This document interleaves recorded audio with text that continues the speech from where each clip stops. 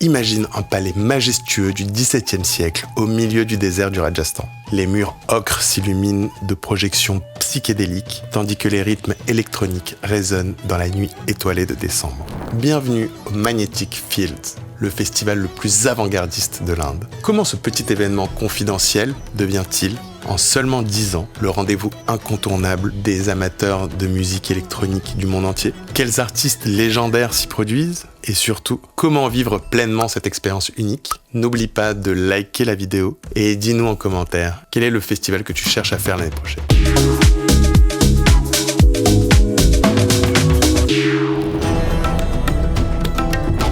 Tout commence en 2013 quand Abhimanyu Ali Sisar, prince du Rajasthan, s'associe à 5 passionnés de musique pour créer un festival dans son palais familial d'Al Sisar. Leur ambition est de faire découvrir la scène électronique underground indienne et internationale dans un cadre exceptionnel. Le pari est osé, mais le succès est immédiat. Dès la première édition, Magnetic Fields s'impose comme le festival le plus crédible et novateur d'Inde, loin des grands événements commerciaux.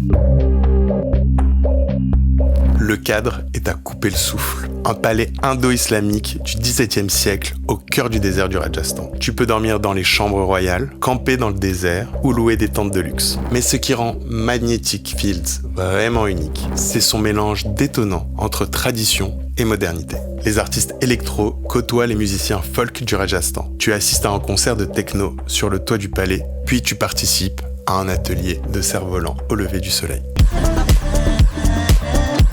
En 10 ans, Magnetic Fields accueille le gratin de la scène électronique mondiale. Parmi les moments les plus mémorables, le set épique de Four-Tet et Ben UFO en 2018, qui joue dos à dos jusqu'à 8h du matin, sur une structure en échafaudage au milieu du désert. La mère de Four-Tet danse même à côté des platines. 2. La performance envoûtante de Charanjit Singh en 2014, pionnier de l'acid house indienne des années 80, redécouvert sur le tard. En 3. Le live explosif de Kuru Gambin en 2019, qui fusionne psyché thaï, funk, texan et dub jamaïcain dans la cour du palais. Un truc vraiment à écouter.